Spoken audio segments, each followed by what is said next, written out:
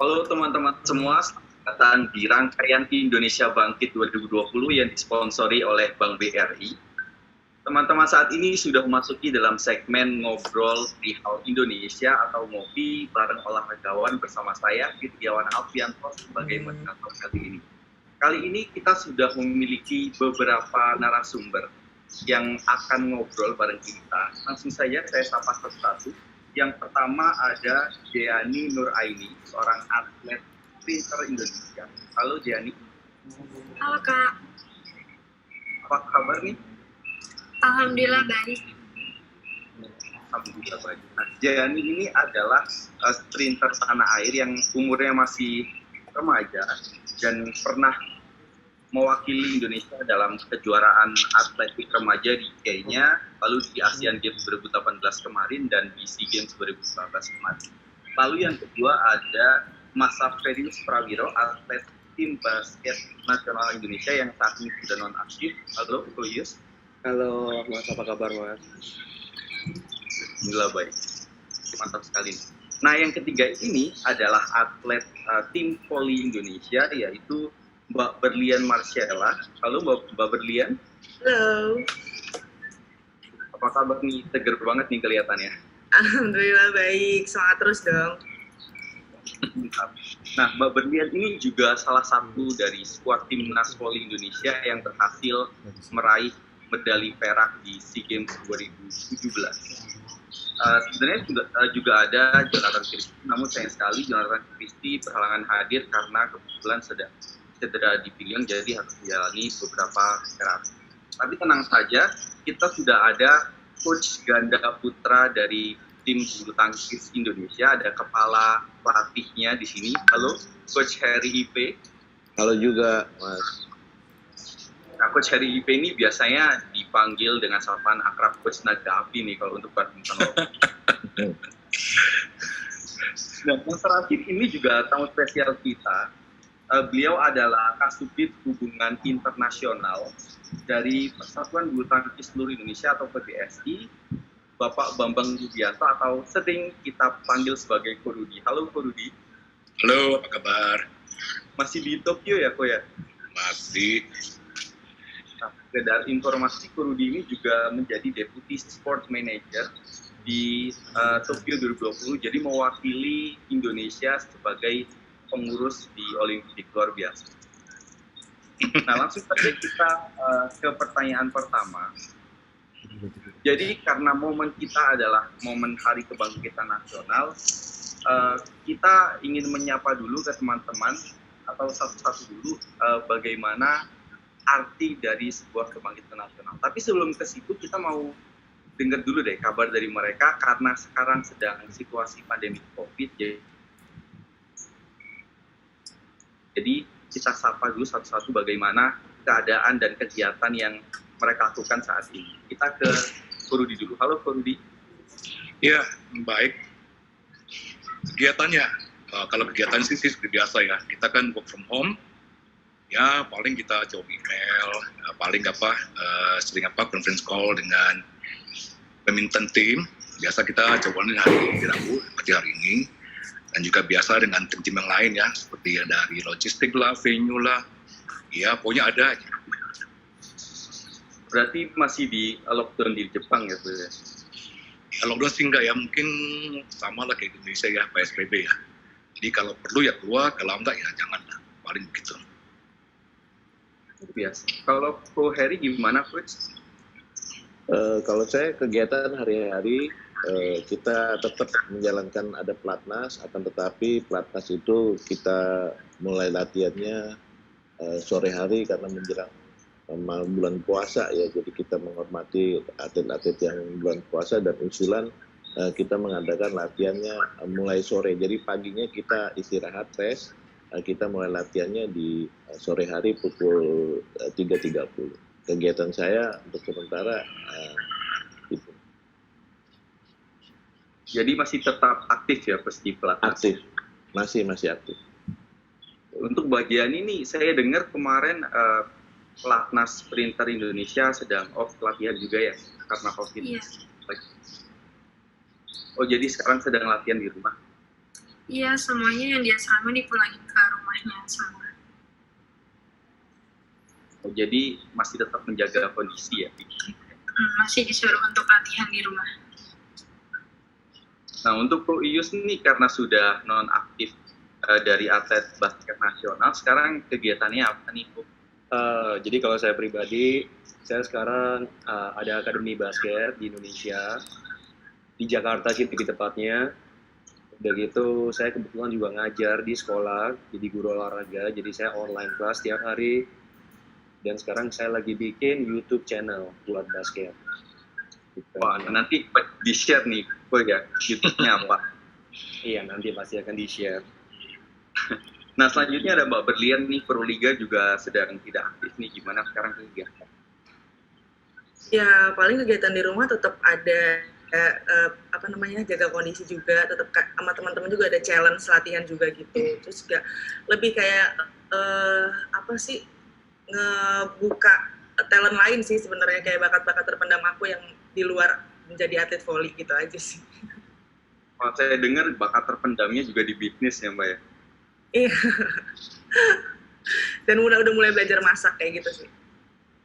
Lalu ternyata emang pandemi ini mengubah kegiatan para atlet kita ya. Karena tema kita adalah kebangkitan nasional dan saat ini, hari ini adalah Hari Kebangkitan Nasional, maka kita pengen tahu nih arti kebangkitan nasional dari setiap narasumber itu apa.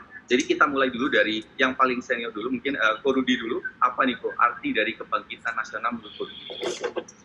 Wah, Ko Heri lebih tua daripada saya tuh Mas ya. Ya kalau menurut saya sih ya kita ada beberapa hal ya. Kalau mau yang lebih luas sih ya bisa memajukan ya tatanan kehidupan Indonesia supaya perekonomian bisa lebih maju, terutama untuk masyarakat. Dalam hal ini olahraga, ya mungkin memajukan pendidikan untuk mencerdaskan generasi berikutnya dan juga menanamkan persatuan dan cinta ke tanah air. Ya supaya kita inilah bisa termotivasi ya membela bangsa negara terutama untuk tahun depan di Tokyo 2020. Luar biasa jawabannya. Sekarang mungkin dari Coach Heri ini gimana tuh arti kebangkitan nasional? Ya, kalau buat saya karena saya bergerak di bidang olahraga lebih banyak ke olahraganya. Nomor satu menurut saya olahraga kita itu jangan ketinggalan sama negara lain. Jadi kita Indonesia nggak boleh ketinggalan sama negara-negara lain ya di dunia, terutama mulai kita dari yang kecil dulu, dari ASEAN lah, baru Asia nanti baru ke dunia. Jadi buat saya kebangkitan ini ayo sama-sama kita berjuang untuk olahraga Indonesia lebih maju lagi, lebih baik lagi ke depan, terutama untuk level-level yang dunia. Jangan hanya menurut saya sih jangan hanya ASEAN aja, kita dunia, kita tunjukin ke dunia kalau olahraga Indonesia itu bisa bersaing sama negara-negara hebat lainnya. Menurut saya itu luar biasa. Memang olahraga itu sebagai alat pemersatu bangsa juga ya. Ya. Kita lanjutkan ke Ko Iyus, gimana arti kebangkitan nasional menurut Ko Iyus? Kalau buat saya pribadi, sebenarnya kebangkitan nasional itu gimana ya caranya kita, karena kita sayang sama Indonesia, kita cinta Indonesia, jadi kita mulai dari kita pribadi, kita bisa berkontribusi lewat apa yang harus kita lakukan, apa yang berguna buat Indonesia, step apa sih yang kita lakukan dari kita sendiri untuk kita majuin Indonesia. Nah dari situ kalau kita punya rasa sayang itu, dan rasa sayang itu bisa kayak kita spread the love ke orang-orang, dan orang-orang bisa punya rasa itu, menurut saya Indonesia akan jauh lebih baik kalau setiap orang dari skillnya mereka akan naik dari rasa sayangnya mereka naik satu level aja. Wow, apa yang bisa dibikin buat Indonesia pasti gede banget dari kontribusi apa yang mereka lakuin. Mereka udah nggak, karena kita Indonesia, satu Indonesia, kita udah nggak berpikiran lagi tentang kayak rasis, ras, agama, anything. Kita cuma fokus ke Indonesia karena kita sayang sama Indonesia. Wow, dan itu benar-benar kayak bisa bikin Indonesia jauh lebih hebat. Menurut saya sih itu. Luar biasa. Memang semuanya itu berawal dari rasa sayang ya, Bro. Yes. Kita langsung beralih ke Mbak Berlian, di mana arti kebangkitan nasional untuk Mbak Berlian. Kalau aku agak nyontek sedikit ya, karena udah buat catatan.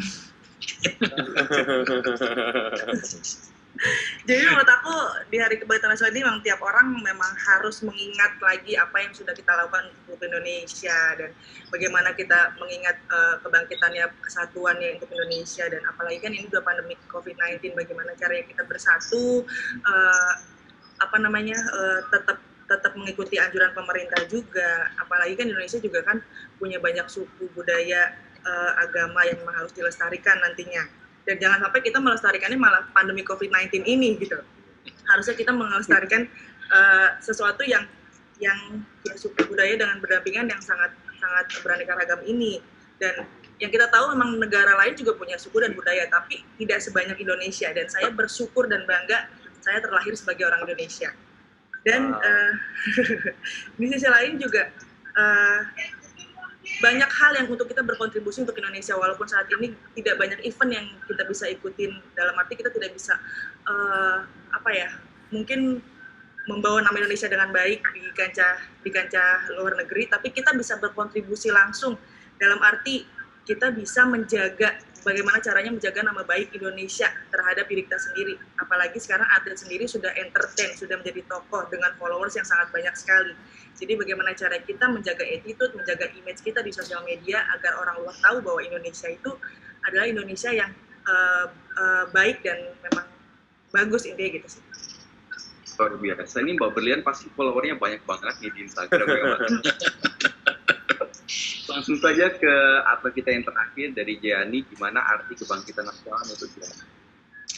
Iya, kalau menurut aku sebagai atlet yang pasti kita harus lebih menumbuhkan jiwa semangat dan nasionalisme, karena kan kita kan sebagai atlet harus bisa membawa bendera, membawa nama baik Indonesia di tingkat internasional, dan kita juga harus bisa lebih berusaha agar bisa membantu bangsa Indonesia untuk menjadi yang lebih baik. Dan juga bentuk membawa nama bangsa Indonesia itu agar lebih dikenal di negara-negara lain gitu, dan bisa membuktikan bahwa Indonesia juga bisa lebih maju. Luar biasa. Memang atlet ini jawabannya luar biasa sekali. Memang mereka sudah disiapkan menjadi role model kita semua. Karena kita tahu bahwa beberapa momen yang lalu seperti Asia Games 2018, Indonesia memiliki banyak sekali prestasi dan ternyata olahraga itu berhasil menyatukan kita. Bahkan saat mendukung timnas Indonesia di olahraga manapun, semua elemen masyarakat, semua suku yang ada, mau suku apa, atau semua agama, semuanya bersatu untuk mendukung Indonesia. Nah, tentunya dengan ini kita tahu bahwa peran olahraga untuk mendukung Indonesia dan semangat nasionalisme itu sangat tinggi. Nah, saya ingin mengetahui seberapa besar peran dunia olahraga dalam mendukung semangat nasionalisme dari Coach Heri. Kalau menurut saya, ya halo. Ya, halo, silakan. Ya, kalau menurut saya perannya luar biasa sekali ya olahraga ini buat persatuan bangsa khususnya Indonesia ya. Tadi kan sudah dibilang kita ambil contoh waktu Asian Games aja itu luar biasa banget. Nah, saya ngerasain kebetulan kan saya juga ikut salah satu kontingen Indonesia di Asian Games kemarin. Kita sebagai tuan rumah tuh saya ngerasa bangga banget. Saya pribadi bangga banget. Kenapa saya bangga banget? Karena hampir seluruh Indonesia, bukan atlet ya, seluruh masyarakat Indonesia bersatu gitu loh. Jadi yang tadi dibilang olahraga itu mempersatukan bangsa, itu betul sekali. Karena kita bisa lihat tidak hanya kebetulan saya di cabang bulu tangkis ya, semua cabang ada atletik, bola basket, voli, cabang-cabang yang lain itu supporternya jadi bersatu gitu, bergabung menjadi satu, semua nyebut Indonesia ya. Jadi itu kompak banget gitu loh. Itu buat saya event olahraga yang seperti Asian Games itu luar biasa. Jadi bisa pengaruhnya banyak banget buat kebangkitan bangsa Indonesia, mempersatukan masyarakat yang banyak di seluruh Indonesia kan, yang tadi dibilang sama Berlian itu kan banyak suku, banyak ras, itu nggak ada, hilang semua. Jadi kita bersatu untuk satu Indonesia. Jadi buat saya olahraga ini penting banget buat mempersatukan bangsa gitu. Oke, terus memang Indonesia terdiri dari sangat banyak suku dan ras seperti kata Mbak Berlian tadi. Jadi sebenarnya Mbak Berlian juga tahu nih bagaimana peran dunia olahraga ini untuk mendulang semangat nasionalis. Bagaimana Mbak Berlian? Menurut aku sangat penting banget ya, apalagi kalau kita ngomongin event Asian Games, kalau bisa pemerintah harus lebih banyak lagi event-event internasional di Indonesia. Karena di Asian Games kemarin, kalau aku bilangnya di volley waktu itu, walaupun memang kita kalah saat itu, tapi yang bikin aku terharu, seluruh pendukung yang ada di GOR itu malah menyanyikan lagu Indonesia Raya, walaupun waktu itu kita kalah gitu. Dan aku melihat di situ ada yang misalnya ada anak SMP yang mukanya rada Chinese, ada yang mukanya Jawa banget, mukanya Batak banget, itu tuh benar-benar jadi satu banget. Dan setelah kita keluar dari GOR pun mereka benar-benar memberikan kita semangat tanpa memandang bahwa siapa sih Berlian, siapa sih si Aprilia Manganang, siapa sih. Jadi sangat besar banget, apalagi setelah Asian Games itu banyak sekali orang tua yang menghubungi saya untuk menanyakan bahwa anak saya mau jadi atlet dong, kemana jalannya, kemana caranya. Jadi menurut aku itu hal yang sangat besar sekali, karena motivasi orang akhirnya terdongkrak dengan adanya Asian Games kemarin di Indonesia. Jadi menurut saya peran olahraga sangat penting sekali untuk mempersatu bangsa, membangkitkan motivasi setiap orang. Oke, luar biasa. Nah, memang peran dari olahraga itu memang terbukti sangat ampuh untuk mendulang dari semangat nasionalisme kita sebagai orang Indonesia. Nah, karena kebangkitan nasional ini sudah kita maknai, dan tentu saja kita sudah mengetahui keadaan bahwa 2 bulan atau 3 bulan sebelumnya ini aspek atau bidang olahraga ini lumayan terganggu dengan adanya pandemi COVID.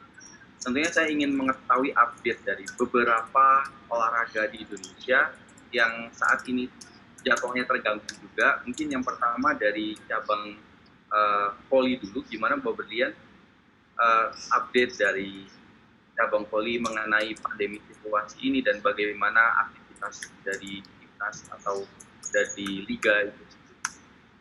Kalau liga terakhir kita memang diberhentikan, jadi tidak ada pemenangnya, tidak ada juaranya, dan kemungkinan juga untuk ada liga divisi 1, divisi utama, dan mungkin PON akan diundur, dan sampai sekarang kita juga belum tahu kabar beritanya dari pemerintah seperti apa. Cuman yang saya tahu wacana pemerintah akan ada event setelah ini tapi tanpa penonton, tapi kita belum tahu jelas itu benar atau tidaknya. Terus juga untuk Proliga tahun depan juga baru dapat kabar sejauh ini beberapa tim malah mengundurkan diri. Nah, jadi kita belum tahu nih ke depannya seperti apa. Jadi menunggu mungkin setelah PSBB selesai tanggal 1 Juni ini mungkin ada berita kelanjutannya seperti itu sih. Nah, untuk dari cabang bulu tangkis sendiri kan dari Coach Heri IP, mungkin persiapan dari timnas Indonesia untuk mempersiapkan pertandingan selanjutnya seperti apa nih? Ya, hampir semua ya cabang olahraga di dunia kan berhenti kompetisinya, eventnya. Jadi sampai sekarang kita belum tahu kapan dimulai awal lagi pertandingan pertama setelah pasca COVID-19 ini. Jadi kalau persiapan sih kita masih persiapan rutin, kebetulan kita di Platnas jadi satu. Cuman memang program latihannya itu kita hanya 50% dari biasanya, karena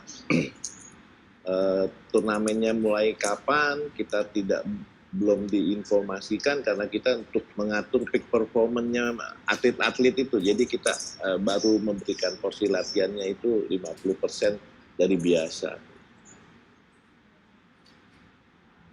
Oke. Nah, untuk di cabang lainnya dari cabang basket, meskipun Koyus ini aktif dari itu, tapi pasti masih mengikuti. Jadi, bagaimana perkembangan dari cabang basket itu sendiri?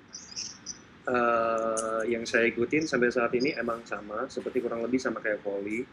Jadi liganya diberhentikan sementara, tapi belum di stop. Jadi mereka masih menunggu update dari COVID-19 ini kan. Jadi kayak ada kemungkinan untuk liganya akan diterusin. Tapi belum final. Mereka semuanya belum final, masih belum ada keputusan yang valid. Yang pasti sekarang liganya masih berhenti dan mereka semuanya mereka dipulangin dan mereka latihan di tempatnya masing-masing.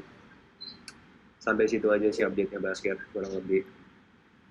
Kalau dari cabang atletik kan saya juga dengar dan saya sempat sebutkan dari tadi kalau misalkan pelatnas itu juga dihentikan sementara. Nah itu bagaimana dengan turnamen-turnamen yang ada di cabang atletik dan bagaimana persiapan dari tim atletik Indonesia untuk menyongsong beberapa turnamen yang mungkin akan diadakan beberapa bulan ke depan, Mbak Jani?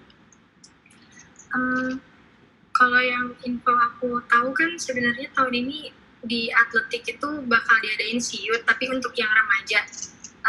Sayang banget sih itu harus diberhentiin karena kan itu juga jadi salah satu, maksudnya pertama kali juga Indonesia yang atletik menjadi tuan rumah SIUT di Stadion Madia, cuman sempat terhenti gara-gara pandemi COVID ini. Jadi dari mulai SIUT, terus juga PON juga dibatalin kan, terus nanti juga ada ajang universitas AUG kalau nggak salah, itu kan semua diberhentiin semua, jadinya tahun depan baru dimulai lagi. Sepertinya memang pandemi COVID ini sangat berpengaruh di cabang olahraga, baik itu atletik, badminton, basket, voli, dan saya percaya bahwa semua olahraga pasti terdampak. Tentu saja event terbesar yang terdampak dari pandemi COVID ini adalah kita tahu sendiri bahwa harusnya Olimpiade Tokyo 2020 dilaksanakan pada tahun ini 2020, tapi karena adanya pandemi yang mendera di global, jadi harus ditunda untuk 2021. Tapi kita lebih baik mengetahui update-nya dari orang yang langsung berkecimpung di Olimpiade itu sendiri. Ada Korudi, bagaimana Korudi? Wah, waktu kemarin kita dengar bahwa ada penundaan itu ya, itu di semua panitia Tokyo itu langsung meeting. Kenapa? Karena itu banyak hal kan semua berubah. Pertama dari venue-nya, langsung kita ada meeting langsung confirm dengan dengan venue-nya kapan misalnya, ya kira-kira kapan. Kemudian AOC juga dengan panitia Tokyo ini juga mesti ini kan langsung bikin schedule. Kapan kita bisanya schedule-nya. Setelah dapat schedule-nya, udah kita confirm tempat venue-nya. Nah, masalah yang besar adalah lagi nih, logistiknya. Nah, itu yang paling berat. Kenapa? Banyak barang yang kita sudah pesen, lagi on the way. Nah, barangnya sudah sampai di Jepang kan mesti di warehouse kan. Nah, warehouse di Jepang itu mahalnya minta ampun. Nah, barang yang kita pesen yang belum datang, itu kita minta tolong tetap taruh di supplier. Nah, juga butuh uang kan. Nah, kalau barang-barang pun yang sudah jadi, nah itu bagaimana keadaannya setelah setahun? Apa kita harus bikin lagi atau bagaimana? Nah, belum lagi staffnya. Staff yang kita ada yang bisa, ada yang akan diberhenti. Jadi setelah kontrak ini ada yang bisa kembali, ada yang tidak bisa kembali. Kemudian volunteer, itu semua juga berubah. Nah, secara ini ya financial ya, itu juga berat buat semua orang. Jadi memang ada perubahan ini, memang kita lebih bagus ya, karena kan kita lebih mementingkan kan kesehatan atlet kan yang daripada Olimpiadenya. Tapi ya dengan hal yang lain juga ini yang membuat panitia Tokyo TTT juga jadi ya rangkabut ya, karena dari segi biaya, segi penataan kembali lagi, itu perlu waktu. Makanya sampai sekarang, kemarin, waktu April sampai hari ini, kita selalu ada meeting terus ya, ada ini ya, conference call, bagaimana kira-kira kita berubah ini bagaimana. Nah, itulah kita akan jalankan sampai Oktober, kira-kira begitu. Setelah keluarnya jadwal di 2021 kan sudah keluar yang Olimpiade, itu persiapannya atau memulai dari awal atau bagaimana? Jadi gini, setelah kita udah tahu semua jadwalnya, nah kita mulai lagi kembali. Jadi kita ada planning. Oke, kapan ininya kalau memang venue-nya tetap, itu memang nggak ada masalah. Cuma kita kembali lagi untuk ingatin kita lagi, karena kan waktu berapa bulan kan bisa kita lupa. Kita review kembali lagi, oke kira ini venue A, ini bagaimana? Bikin bagaimana? Apa tetap ini kita kan, apa kita masih ada waktu untuk berubah atau mau kita pindahkan? Contohnya nih ya di bulu tangkis itu ya kita pakai Stadium Mustasino. Nah dalamnya kan ada buat ruang khusus lah buat preskonnya bagaimana. Nah ini contohnya nih, preskonnya ternyata kita berubah. Karena apa? Karena gedung yang kita waktu Juli 10 yang buat di drawing itu ternyata gedungnya nggak bisa dipakai lagi. Nah ini salah satu contohnya, kita lagi sampai sekarang belum ketemu tempat untuk bikin draw di mana. Nah ini masih belum, karena masih banyak yang belum, gedung yang belum siap buat kita sewa kembali lagi. Nah kira-kira contohnya begitu, salah satunya. Ternyata memang dipindahkan atau di schedule-nya Olimpiade ini tidak hanya berpengaruh pada pelatih ataupun atlet, tapi ternyata panitia Olimpiadenya pun sangat terpengaruh ya. Oh iya, benar.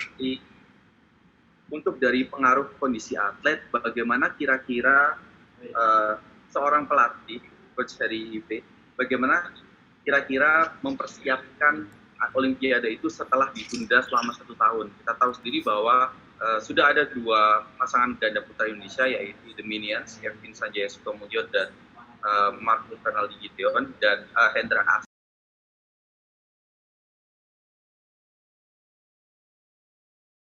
di usia yang tidak semudah Marcus dan Kevin. Gimana coach?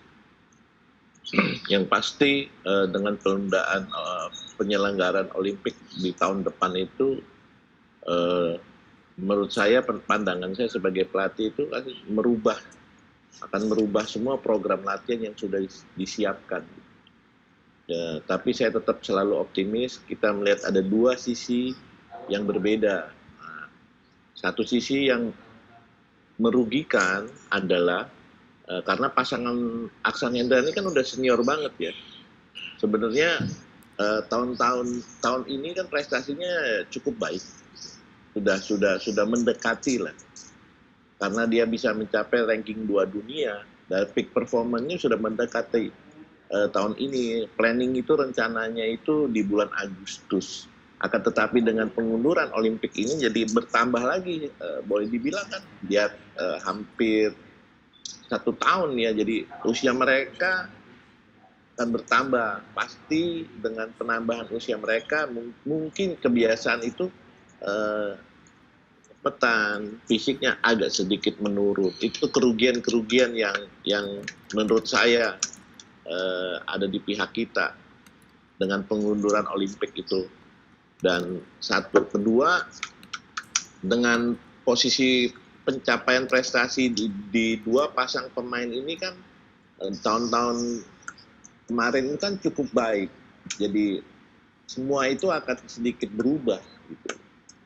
Sebenarnya kans untuk kita bisa meraih medali emas itu cukup besar kalau Olimpik ini di bulan Agustus tahun ini gitu loh. Jadi dengan pengunduran Olimpik tahun depan semuanya akan berubah.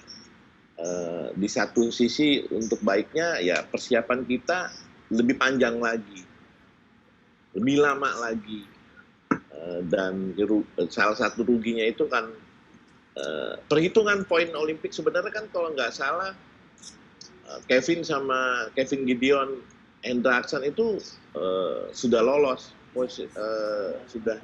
Olimpik dengan sisa pertandingan 4 turnamen.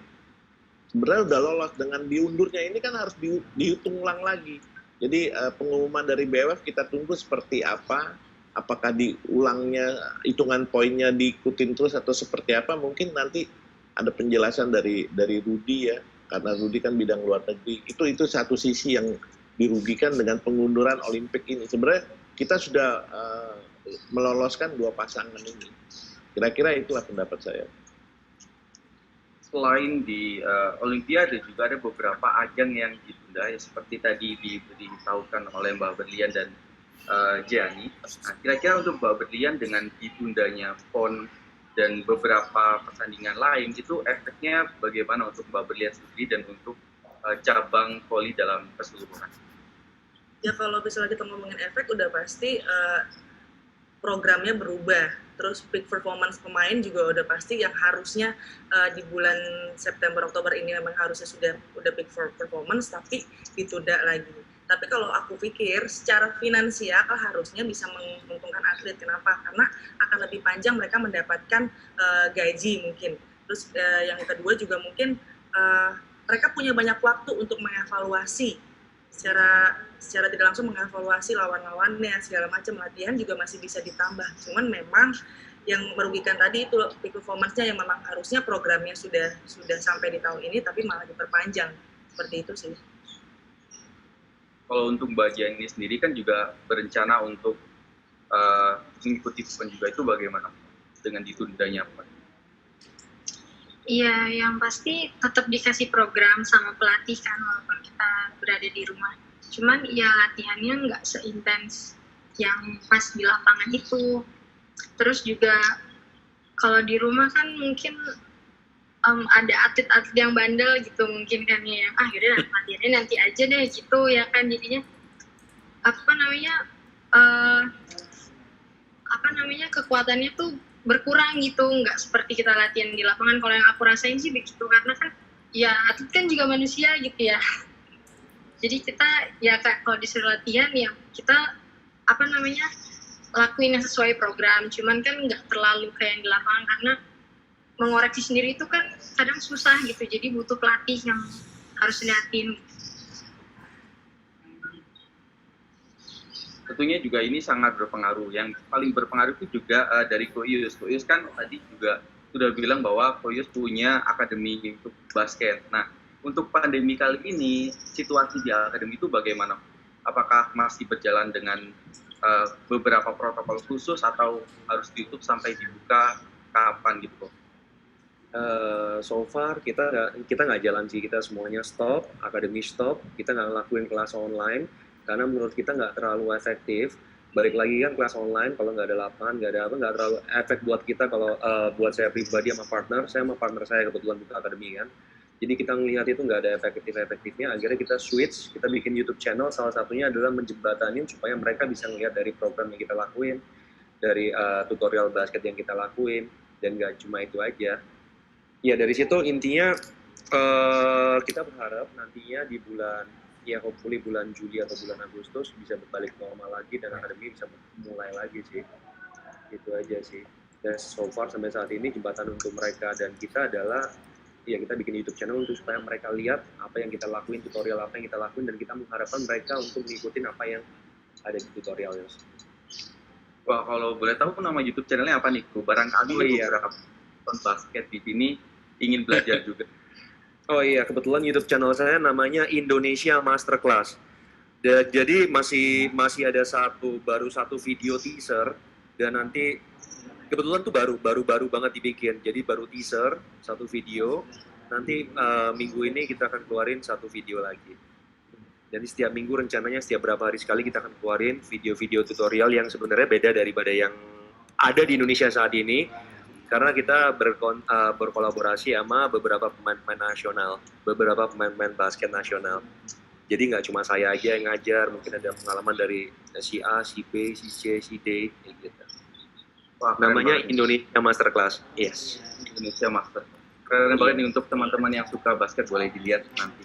Nah, untuk mengkalibrasi dunia olahraga, sekarang ini beberapa negara sudah mempunyai the new normal, yaitu beberapa negara sudah memulai lagi kompetisi olahraganya, tapi dengan beberapa protokol kesehatan. Bahkan untuk latihannya pun juga ada protokol kesehatan khusus seperti social distance dan lain-lain. Nah, untuk di bulu tangkis sendiri, pengaplikasian beberapa protokol kesehatan itu bagaimana Coach Ferry gitu? Maksudnya penonton dan tidak pakai penonton ya? Iya, sama seperti itu juga. Ya menurut saya sih ada dua. Saya selalu berpikir positif, ada satu sisi yang satu menguntungkan, satu sisi yang merugikan. Kalau yang menguntungkan itu kalau kita sebagai tuan rumah turnamen-turnamen pertandingan kayak Indonesia Open, ya kan, kita sebagai tuan rumah itu lebih, kalau ada penontonnya itu lebih banyak menguntungkan buat pemain Indonesia, karena hampir seluruh lah, boleh dibilang 95% itu penonton yang ada di Istora itu mendukung atlet Indonesia. Jadi mereka motivasi, semangatnya meningkat secara otomatis itu karena supporter tuan rumah ya. Itu satu sisi. Tapi kalau dengan tidak adanya penonton, ya pasti kan suasananya beda. Hampir sama lah kayak kejuaraan di All England mungkin di Jepang Open, karena yang silent penontonnya kan ada teriak, bertepuk tangan setelah rally itu berhenti. Kalau di Indonesia kan sambil berjalan tetap jalan, supporternya berisik sekali, seperti itulah lebih kurang. Jadi apalagi ada sedikit orang yang begitu berisik ya. Iya. Jadi kan mungkin banyak lah yang sudah tahu kalau pertandingan di Istora tuh kayak gimana suasananya gitu kan, lain daripada lain yang ada di dunia gitu, berisiknya gitu. Nah itu satu sisi yang menguntungkan, tapi kalau dengan ditiadakannya penontonnya pasti suasana itu akan hilang. Yang menguntungkannya kalau kita bertanding ke luar negeri itu kan kebanyakan ya kita sebagai tamu pasti supporternya itu mensupport tuan rumah, pemain tuan rumah. Kalau kita ketemu tuan rumah di suatu negara dengan tidak adanya penonton kan jadi silent, jadi ya itulah sisi untungnya gitu loh, untung ruginya. Menurut saya ada plus minus lah dengan adanya penonton atau tidak adanya penonton di event-event internasional. Nah selain bulu tangkis, voli juga terkenal penontonnya berisik banget. Nah gimana Mbak Berlian menyikapi kalau mungkin ke depannya voli akan dilakukan atau dihelat tanpa penonton, rasanya gimana nih Mbak? Yang pasti rasanya sedih banget. Yang sudah terjun di lapangan.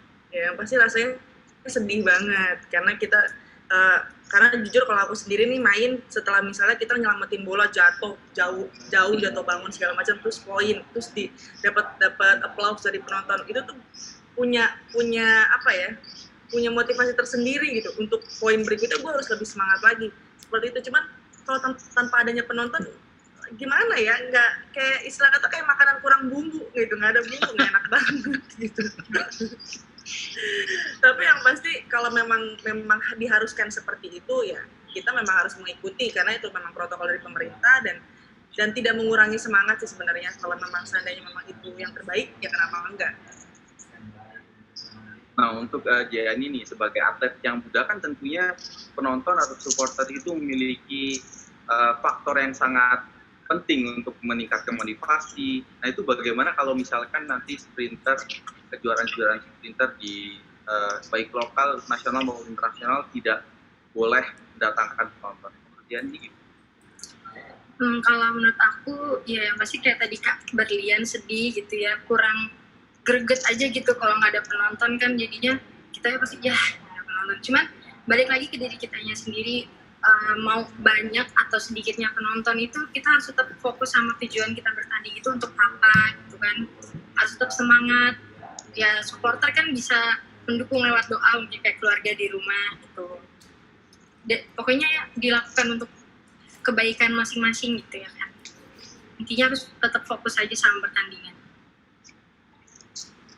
Oke, ini kita udah nggak kerasa udah 50 menit nih, tapi kita masih ada waktu sedikit untuk ngobrol. Saya ingin memanfaatkan waktu ngobrol ini dengan bertanya, kira-kira dengan kondisi yang belum pulih seutuhnya seperti saat ini, harapan dari Gianni bagaimana untuk olahraga sprinter ke depannya? Iya, harapannya sih kita pokoknya harus tetap jaga kondisi kita ya kan. Terus juga tetap berolahraga di dalam rumah, jangan hanya diem aja gitu. Karena kan nanti pas kalau misalnya corona udah selesai, terus kita mulai balik latihan lagi kan biar otot-ototnya tuh nggak kaget gitu untuk mulai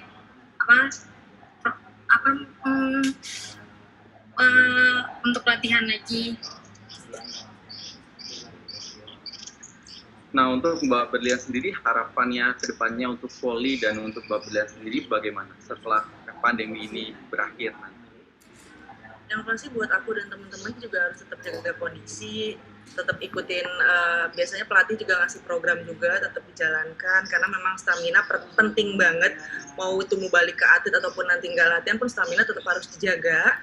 Dan yang pasti harapannya setelah pandemi COVID-19 ini mungkin selesai, pemerintah agar lebih cepat lagi membalikan event-event yang seharusnya tertunda kemarin masih bisa dilanjut atau mungkin akan lebih banyak lagi, karena kan kita juga sebagai atlet istilahnya butuh event karena memang itu cara kita atlet untuk membawa harum nama Indonesia seperti itu. Luar biasa. Semoga event kembali berjalan seperti normal. Amin. Nah untuk Ko Yun sendiri sebagai atlet senior dan sudah non aktif, kira-kira harapannya untuk junior-junior yang masih aktif bermain seperti apa nih Ko Yun?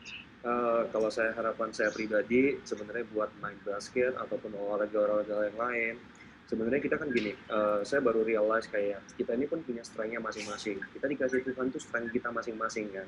Jadi dengan adanya kita punya strength masing-masing itu, ya buat atlet-atlet yang baru mulai atau atlet muda, ya mereka jangan terlalu membandingkan diri mereka ke orang-orang, karena strength yang mereka miliki sama orang-orang yang mereka miliki itu beda-beda. Tapi dengan kamu sadar akan strength kamu apa, kamu matengin strength kamu di mana, apapun yang kamu lakuin pasti akan berdampak. Dan pasti akan bikin kamu akan jauh lebih maju lagi. Jadi jangan pernah kayak kamu mikir kayak, oh saya ingin jadi si A, saya ingin jadi si B, saya ingin jadi si D. Karena kamu tuh punya strength kamu masing-masing. Dari karena kamu membandingkan strength kamu dengan orang-orang yang lain, akhirnya kamu semua jadi kabur. Cuma kamu nggak akan tahu apa yang kamu lakuin. Akhirnya semuanya nggak akan jadi apa-apa. Jadi ya kamu fokus sama strength kamu, apa yang kamu mau pelajarin, apa yang kamu inginin, sama strength, tujuan, lakuin, konsisten, ya pasti akan jadi pemain yang berdampak menurut saya. Itu aja. Emang pemain muda harus dengar nih apa yang tadi gue katakan bahwa strength itu adalah hal yang paling penting dan harus fokus pada strength diri sendiri. Nah untuk Coach Harry Ipe, bagaimana harapan untuk bulu tangkis in general dan harapan untuk dua ganda putra Indonesia yang nantinya akan berlaga di Olimpiade Tokyo 2020 yang akan diselenggarakan tahun depan? Yang pasti saya berharap nomor satu yang saya berharap itu mereka bisa memberikan terbaik di Olimpik 2020. Kepingin pribadi saya memberikan emas lah buat bangsa Indonesia ini ya. Siapapun itu mereka, Kevin Gideon atau Hendra Aksan, siapapun lah itu. Yang penting kita bisa dapat medali emasnya itu buat Indonesia. Karena itulah salah satu cara buat ngangkat olahraga Indonesia di kancah Olimpik gitu loh di dunia, karena kebetulan baru cabang olahraga yang bisa memberikan emas, bisa ngangkat nama Indonesia di Olimpik gitu. Saya berharap siapapun mereka antara dua pasangan itu bisa memberikan emas buat Indonesia gitu. Semoga bulu tangkis Indonesia kembali mengukir emas seperti 4 tahun yang lalu Owi Butet, luar biasa emas untuk Indonesia. Amin. Nah untuk Ko Rudi sendiri sebagai salah satu stakeholder olahraga yang sangat berpengaruh juga, bagaimana harapan Ko Rudi untuk olahraga di masa depan setelah pandemi ini berakhir? Yang sudah pasti itu semua orang tuh harus mulai bisa adaptasi. Nah, kita lagi bicara dengan diskusi dengan BWF untuk protokolnya. Jadi kemungkinan besar beberapa bulan ke depan, kemungkinan besar itu belum bisa ya ada penonton. Itu yang pertama. Kedua, kapasitas untuk fotografer, untuk press, itu juga mungkin berkurang. Ya, contohnya kalau yang di dalam lapangan ya, di fotografer kan biasa kan bertumpuk. Mungkin ada physical distancing-nya, jadi nggak bisa semua langsung masuk. Nah itu kekurangan di situ. Ketiga di mix zone biasanya itu kan langsung, kemungkinan besar juga pakai divider, jadi ada plastiknya lah, jadi tidak bisa langsung gitu loh ya. Nah yang udah pasti kalau ketemu di presscon di mana kemungkinan besar juga ya intinya gini lah, harus pakai hand sanitizer lah, masker lah, seating juga mungkin gak berubah lah untuk official lah, di mana bertumpuk mungkin juga dikurangi. Jadi banyak sekali protokol-protokol yang kita lagi diskusi. untuk ke persiapan ya, terutama untuk September kita mengharapkan September kita sudah bisa mulai ada event internasional, terutama untuk bulu tangkis. Kira-kira begitu. Amin. Semoga semua harapan dari setiap narasumber kita segera terwujud setelah pandemi ini, dan semoga pandemi ini segera berakhir dan kondisi segera normal kembali. Nah, untuk narasumber semua nanti akan mendapatkan sertifikat juga, nanti akan dikirimkan secara online. Dan saya selaku moderator sangat berterima kasih kepada narasumber yang sudah meluangkan waktu dan share something yang sangat bermanfaat untuk penonton dan semua orang yang melihat acara ini. Akhir kata, terima kasih sudah menonton Ngopi bareng olahragawan, sama olahragawan kita yang tadi. Dan terima kasih telah menjadi bagian dari Indonesia Bangkit 2020. Saya Virgiawan Alfianto selaku moderator. Terima kasih dan sampai jumpa.